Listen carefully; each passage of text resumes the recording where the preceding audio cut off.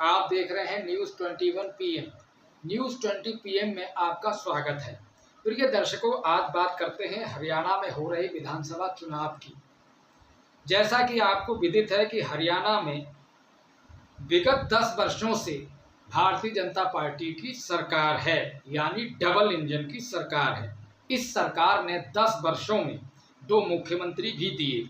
मेरा विषय आज हरियाणा विधानसभा चुनाव पर ही रहेगा और इस विधानसभा चुनाव विषय पर रहेगी कांग्रेस पार्टी। कांग्रेस पार्टी की तैयारी और हरियाणा विधानसभा चुनाव में चाक चौबंद है तथा उसकी तैयारियों द्वारा चुनाव लड़ने की संरचना और प्रत्याशी का सलेक्शन और उनके बड़े नेताओं के बारे में बताकर आपसे बात साझा करूंगा।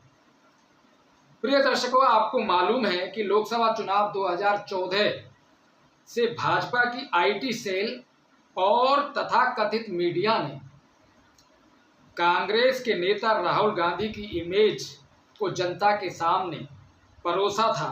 उदाहरण के तौर पर इधर से आलू डालो और उधर से सोना निकालो वगैरह वगैरह। यानी राहुल गांधी की छवि जनता के सामने जो पप्पू की बनाई थी, वो पप्पू अब जवान हो गया है, यानी गंभीर हो गया है। उस पप्पू यानी राहुल गांधी ने अपनी जीतोड़ मेहनत तथा अपनी पैदल यात्रा जो 6 जनवरी 2023 को सोनौली रोड से कुरुक्षेत्र तक की थी और अपनी मेहनत तथा जनता से फेस टू फेस डायरेक्ट संवाद बनाकर जो इमेज बनाई है, वो तारीफ के काबिल है और भाजपा के लिए उसी इमेज को बनाकर चुनौती पेश कर दी है। आप मेरी बातों से ये कतई मतलब न निकालें कि मैं कांग्रेस या अन्य किसी पार्टी का पक्षधर हूँ, पर मेरा स्वतंत्र और सत्यता से बात रखने का आप लोगों से ध्येय है। राहुल गांधी 2013 से 2021 तक पप्पू बने रहे तथा उनको तंत्र तथा सोर्सों से पप्पू बनाया गया। अब यह विषय नहीं है, विषय हरियाणा में हो रहे विधानसभा चुनाव का है। जैसा कि आपको मालूम है कि हरियाणा विधानसभा चुनाव में 90 विधानसभा सीट है और पूरे 90 विधानसभा में चुनाव हो और कांग्रेस के नेतृत्व और नेता राहुल गांधी पूरे दमखम के साथ यह चुनाव लड़ रहे हैं। टिकट वितरण में पूरा विश्लेषण का इस्तेमाल किया गया है। इसी टिकट वितरण विश्लेषण में कांग्रेस की कद्दावर जमीनी स्तर की नेता कुमारी शैलजा टिकट वितरण से थोड़ी सी नाराज भी हैं, पर राहुल गांधी ने बातचीत करके उनकी नाराजगी को भी दूर कर दिया है। कांग्रेस ने विनेश फोगाट को पार्टी का प्रत्याशी बनाकर हरियाणा को एक पूरी तरीके से संकेत दिया है कि मौजूदा सरकार वही है जो खिलाड़ी बेटियों के साथ, यानी हरियाणा की बेटियों के साथ जिसने बर्बरता की थी। यानी कांग्रेस कोई कोर कसर छोड़ना नहीं चाहती है और छोड़ना भी नहीं चाहिए। कोई भी पार्टी कोर कसर नहीं छोड़ना चाहेगी।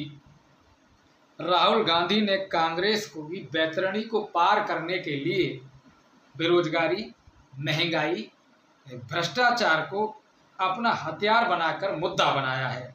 वही नरेंद्र मोदी जी ने, हरियाणा की सरकार ने सिस्टमैटिकली इस देश का जो रोजगार का सिस्टम है उसको खत्म किया है। वो जो युवा अमेरिका गए हैं, छोटे से घर में 20-25 एक कमरे में रह रहे हैं, क्यों? क्योंकि हरियाणा में रोजगार नहीं। हरियाणा के किसानों का कर्जा माफ नहीं होगा, आपको सही एमएसपी नहीं मिलेगी, मगर 25 अरबपतियों का 16 लाख करोड़ रुपया कर्जा माफ होगा। अगर एक युवा गरीब है, अरबपति का बेटा नहीं है, तो ना उसे बैंक लोन मिल सकता है, ना वो बिजनेस चालू कर सकता है, ना वो पब्लिक सेक्टर में जॉब पा सकता है, ना वो आर्मी में जा सकता है। एक के बाद एक, एक के बाद एक, एक के बाद एक, एक के बाद एक सारे दरवाजे आपके बंद कर दिए गए हैं। हरियाणा में ड्रग प्रॉब्लम बढ़ती जा रही है। गुजरात में अदानी के पोर्ट में हजारों किलो ड्रग्स पाया जाता है।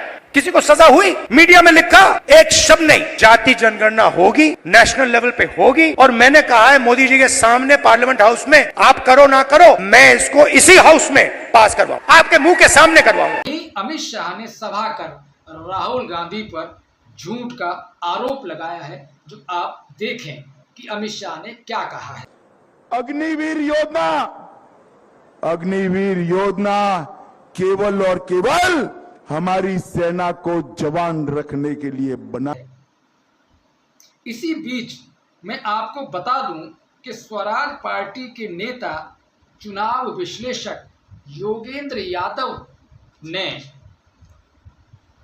अपने विश्लेषण में तथाकथित चैनल को बताया कि हरियाणा में विधानसभा चुनाव में कांग्रेस की बयार बह रही है।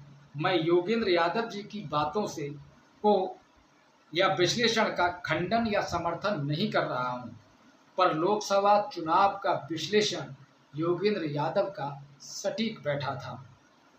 ये वीडियो कैसी लगी कमेंट करें, चैनल को सब्सक्राइब कर, और आपके समर्थन की न्यूज़ 21 PM को ज़रूरत है। धन्यवाद।